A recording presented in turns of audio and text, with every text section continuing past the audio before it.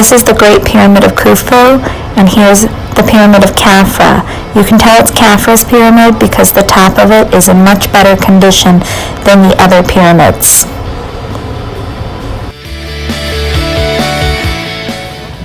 Hi class, I'm at the Great Pyramid of Khufu. Right over there is Khafra's pyramid. Check out the angle of this pyramid. It is very steep.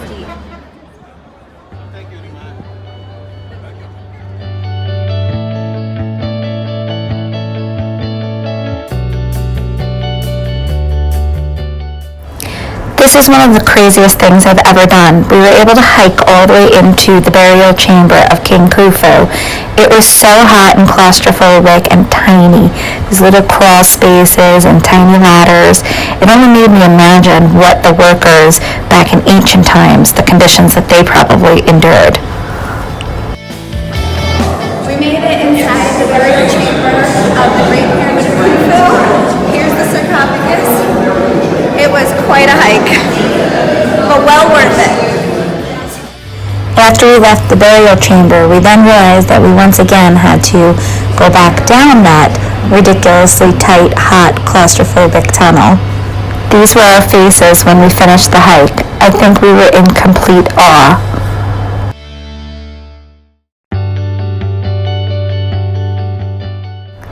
This is a scenic view of the Giza Plateau. In the background, you can see the three major pyramids. King Khufu is all the way to the left. That's actually the largest pyramid, even though it looks smaller. It's just from the vantage point where we're at. The middle pyramid is the tomb of his son Khafra's. That one's in the best condition still today. And the one all the way to the right is the grandson, the pyramid of Menkaure.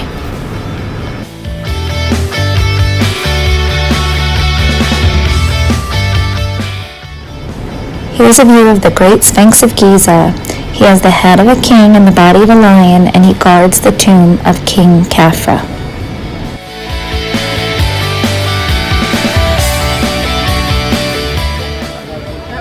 This is video footage of the Sphinx. I'm actually here. It's beautiful.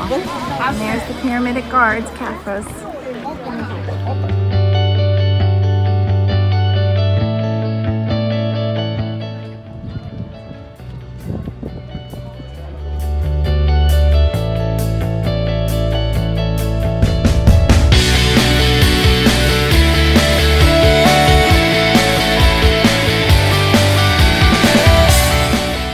This is the Step Pyramid, and if you look all the way over here, you can see in the very distance the Bent Pyramid, which is what they went to after the Step Pyramid, and then the first true pyramid. Flying from Cairo in Lower Egypt to Aswan in Upper Egypt.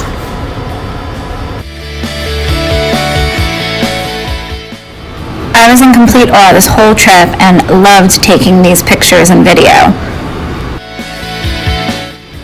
This is at the Temple of Philae in Aswan in Upper Egypt. It was interesting to learn that this temple was actually somewhat ruined, if you can see, because the Greeks and the Romans had taken over Egypt at this time, and they didn't like the idea of the polytheism, so they started to chip at some of the hieroglyphic sculptures that were left behind from the ancient times.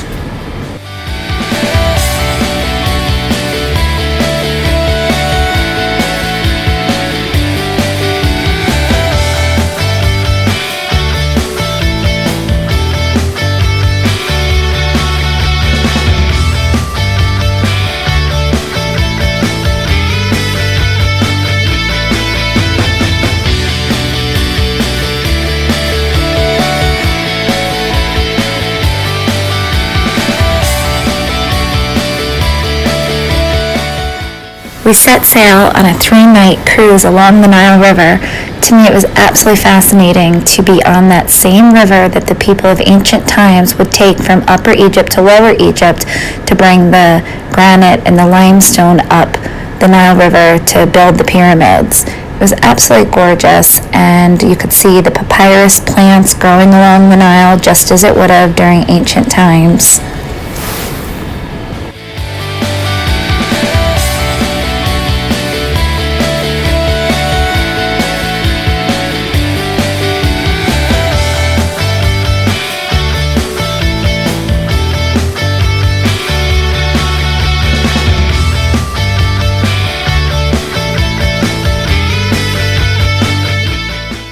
These are mummies of actual crocodiles from ancient times displayed in a museum. I thought it was kind of odd and a little bit gross, but very interesting at the same time. Here are some of the crocodiles actually in the mummy casings.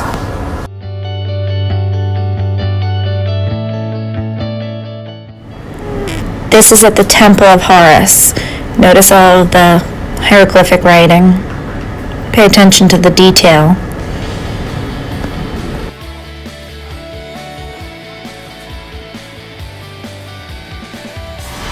This was a hidden passageway that we started to follow, and it was just this hallway that just kept on going and going until we finally reached the outside.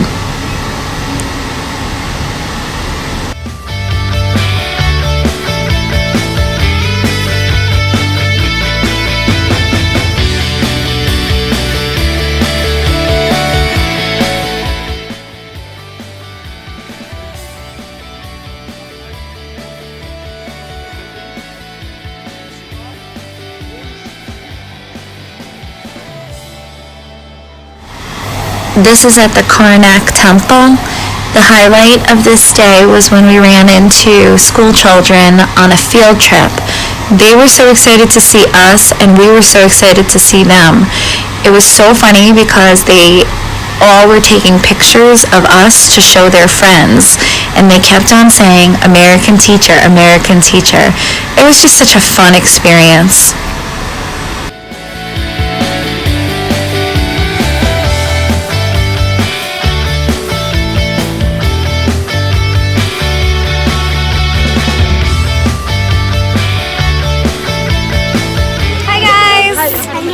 These guys are on a field trip to visit the Karnak Temple.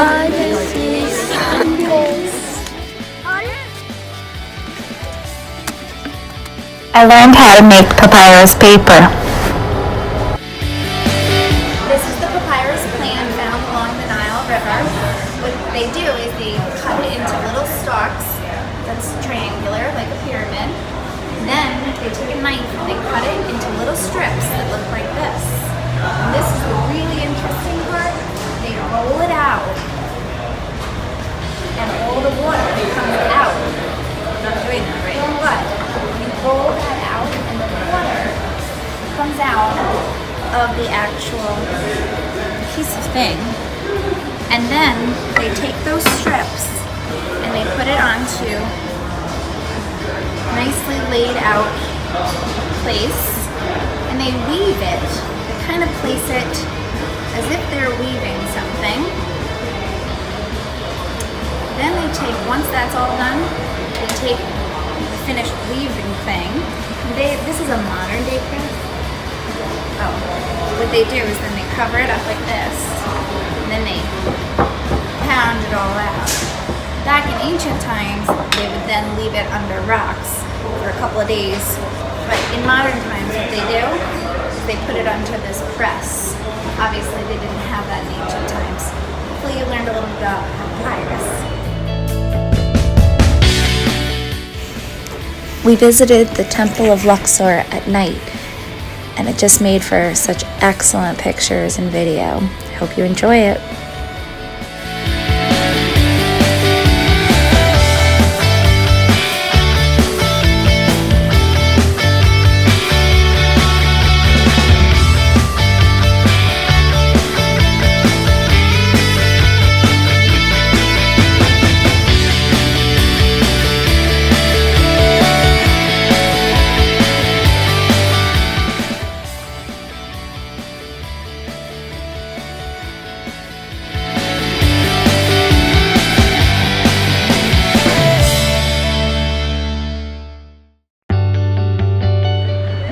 In the Valley of the Kings, where King Tut was discovered in 1922. I'm going to be walking into his tomb in a little bit.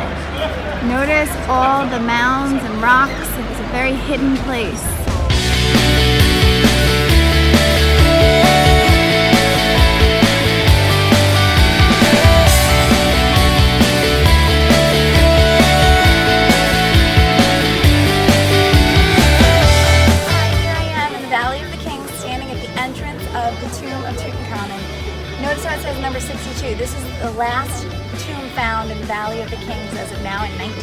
We're just about to enter. This is King Tut's mummy.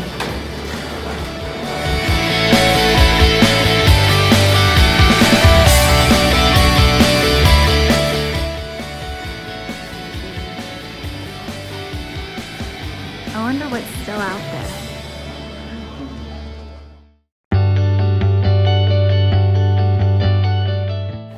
We were able to walk into 3 of the tombs out of the 62. They try to rotate which tombs tourists are allowed in so that they can preserve what has been found.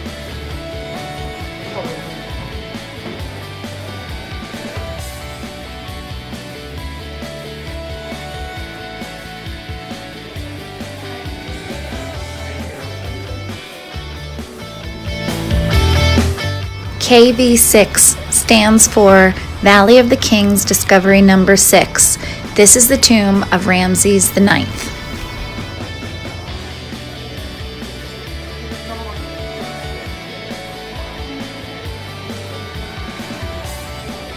This is a view of where the sarcophagus of Ramses IX would have been held.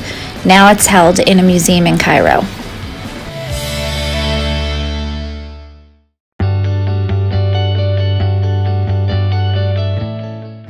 Pay attention to how vibrant the colors of the hieroglyphic paintings still are. That's because this is in the Valley of the Kings, which is hidden underground and not exposed to natural erosion.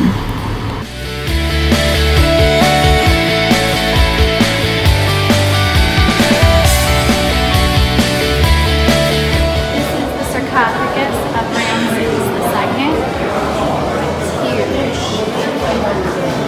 Then there's probably coffins within coffins within coffins of this great sarcophagus.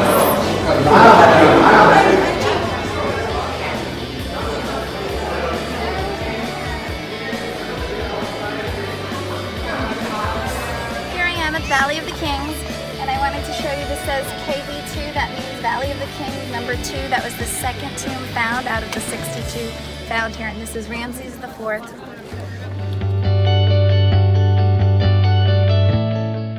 This is the temple of Queen Hatshepsut.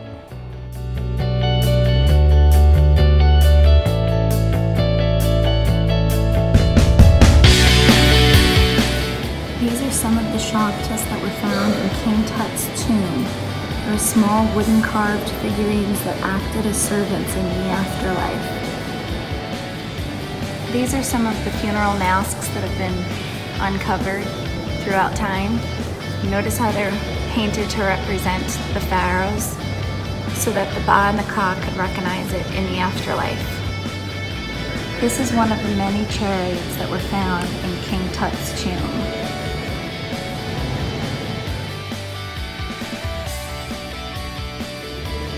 This is the mummy of Ahmose. Notice the feet. Fun. All those yards of linen. And here's his head. Gross. And of course, while we were away, we did some tourist shopping. The vendors in Egypt were a little pushier than what I have been used to in some other travels, but I'm still happy with some of the stuff I got. Overall, it was a fantastic trip.